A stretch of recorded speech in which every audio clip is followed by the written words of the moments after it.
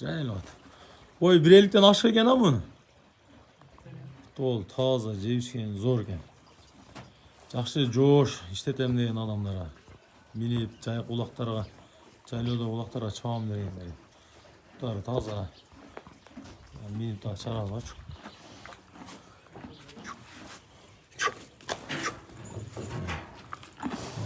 Yaman coştu. Adam diler çevirttin yani. Akçası. Güzel bir imkan var. Bunu hazır caza canası oldu tabi. Canası yiyen hazır. Karaçkalarını at özüzdün. Noken mi at? Noken de üstüler. Alacak kendi atımı. Cavan tolu geldi.